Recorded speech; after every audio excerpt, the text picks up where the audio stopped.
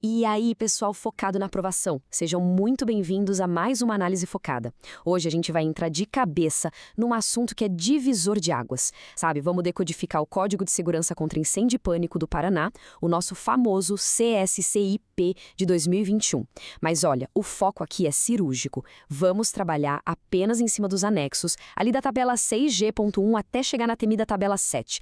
A gente sabe muito bem que as bancas amam pegar aquelas notas de rodapé minúsculas e transformar na questão que vai definir quem entra e quem fica de fora.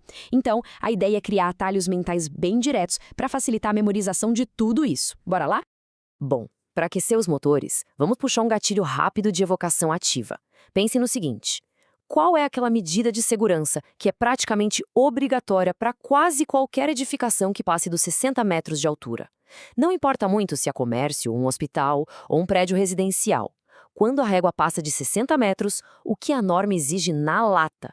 Guardem a resposta aí na cabeça, porque entender esse padrão é a chave para ler todas as outras tabelas com muito mais clareza. Então, o nosso roteiro de hoje está bem direto ao ponto, um verdadeiro mapa da mina para gabaritar provas. 1. Regras de altura e padrões. 2. Grupo G, focando nos automotivos e hangares. 3. O Grupo H, abordando a área de saúde e a prisional.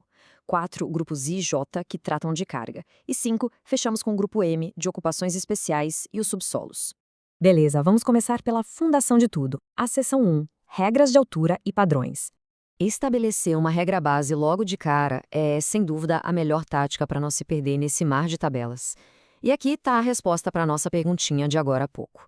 O grande pulo do gato é notar como o fogo se comporta em grandes alturas. Quando a gente analisa quase todas as tabelas número 6, percebe que bater a marca dos 60 metros de altura dispara imediatamente um alarme na norma, exigindo duas coisas vitais: o elevador de emergência e o sistema de controle de fumaça. Essa é uma anotação de rodapé que simplesmente se repete para comércio, serviços, até nas indústrias. Ou seja, memorizando essa exigência dupla para a cota de 60 metros, a gente já elimina a necessidade de decorar dezenas de linhas individuais espalhadas pela norma. Seguindo em frente, vamos para a nossa seção 2, Grupo G, que envolve as ocupações automotivas e os hangares. Olha, os serviços automotivos têm os riscos muito peculiares, principalmente por causa de combustíveis e daquelas áreas gigantes de peso. E tem um número mágico aqui que precisa estar na ponta da língua: 5 metros. Para garagens sem abastecimento, que são as divisões G1 e G2, a norma traz uma exigência super precisa sobre o alarme de incêndio. Tem que ter pelo menos um acionador manual por pavimento e ele não pode estar a mais de 5 metros de distância da saída de emergência. A lógica faz todo sentido, né? Num ambiente com muitos veículos, a rota de fuga tem que cruzar direto com o botão de acionamento do alarme. E é exatamente aqui que a gente vê como as bancas adoram criar umas pegadinhas brilhantes. Peguem a divisão G5, os hangares. A tabela 6G.3 traz regras de mitigação de risco que são muito restritas. Primeiro, é obrigatório prever um sistema de drenagem de líquidos nos pisos, levando tudo para bacias de contenção que ficam a uma distância segura. Além disso, é absolutamente proibido o armazenamento de líquidos combustíveis ou inflamáveis lá dentro. Atenção redobrada nisso, porque examinadores frequentemente tentam confundir, afirmando que pequenas quantidades são permitidas. Não caiam nessa, é proibido. Ah, e claro, a proteção principal lá dentro exige obrigatoriamente o sistema de espuma. Fechou?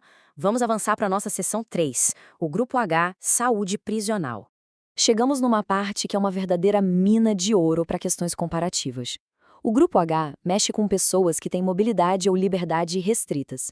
E esse contraste dentro da divisão H5 merece um super destaque. Prestem muita atenção na nota 1 da tabela 6H.3. Nas prisões em geral, como as penitenciárias, a norma não exige a detecção automática de incêndio. A justificativa técnica implícita é simples: o alto risco de vandalismo e alarmes falsos. Mas olha que interessante. Dentro da mesma divisão, se a gente estiver falando de hospitais psiquiátricos, a regra vira do avesso. A detecção passa a ser exigida em literalmente todos os quartos. Memorizar essa dualidade dentro da divisão H5 é essencial.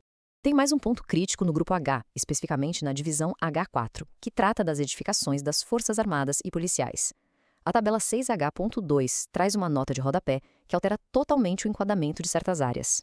Áreas que são puramente administrativas dentro de um quartel, por exemplo, passam a ser consideradas como D1. Já os hotéis de trânsito recebem a classificação B1, que é serviço de hospedagem. Na prática, isso significa que essas áreas específicas não seguem as tabelas da edificação principal. Elas ganham regras próprias. Agora, bora para a seção 4, abordando os grupos I e J, carga e risco industrial. Mudando um pouco a chave, vamos falar das indústrias e depósitos, onde a variável que comanda tudo é a carga de incêndio, o famoso potencial térmico. A norma traz diretrizes pesadas para depósitos dispostos em áreas descobertas, ali nas divisões J2, J3 e J4. O gatilho mental aqui é a área. Se o depósito a céu aberto ultrapassar a marca de 2.500 metros quadrados, acende a luz vermelha. É exigida proteção por sistema de hidrantes e a presença de brigada de incêndio. E tem um macete importante sobre os extintores nesses locais. Eles podem ficar agrupados em abrigos nas extremidades do terreno, desde que a pessoa não precise andar mais de 50 metros para alcançar um. Caminhando para nossa reta final, seção 5, grupo M, de riscos especiais, e a nossa famosa tabela 7 dos subsolos. O grupo M é aquela caixinha onde a norma coloca instalações que simplesmente não se encaixam nas regras padrão. Começando pelos túneis, na divisão M1, o número mágico para gravar aqui é 1000. Túneis que possuem mais de 1000 metros de extensão não seguem aquelas tabelinhas de forma engessada.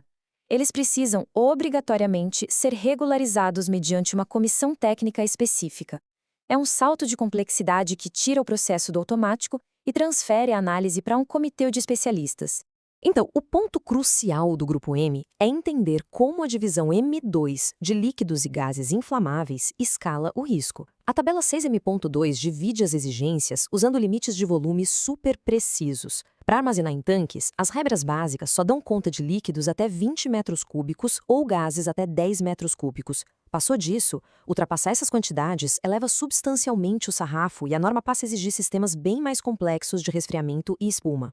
Já lá na divisão M3, que cuida das centrais de comunicação e equipamentos de energia, existe uma permissão que é literalmente vital na norma. O sistema tradicional de chuveiros automáticos com água pode ser substituído por um sistema de supressão total por gases. E vamos combinar, faz total sentido técnico, não é? Água e equipamentos energizados ou servidores cheios de dados definitivamente não se misturam. Usar o gás evita danos catastróficos e perda de informação num eventual incêndio. Para quem estuda num país forte no agronegócio como o Brasil, a divisão M5, que foca em armazenamento agrícola e silos, é prato cheio. Essas estruturas apresentam riscos absurdamente severos de explosão por causa das partículas suspensas. É por isso que a tabela 6M.5 crava como exigência obrigatória o controle de temperatura e o rigoroso controle de pós. Em questões objetivas, saber identificar a presença dessas duas exigências muitas vezes já entrega a alternativa correta de bandeja. Para finalizar nossa imersão técnica com chave de ouro, a famigerada tabela 7, que trata exclusivamente de subsolos. Num subsolo, a ventilação e o acesso são péssimos, então isolar o fogo é vital.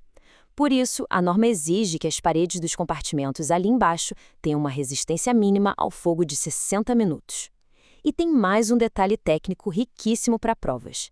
Se houver a interligação do sistema de chuveiros automáticos com a rede de hidrantes, a bomba de incêndio tem uma regra de dimensionamento muito específica.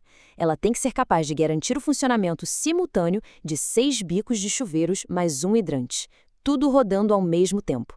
Para encerrar esta nossa análise, que tal um desafio final para consolidar tudo? Tentem responder mentalmente sem pescar nas anotações.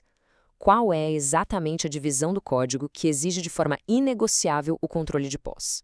E, estruturalmente, quantos minutos de resistência ao fogo a tabela 7 exige para as paredes de compartimentos num subsolo?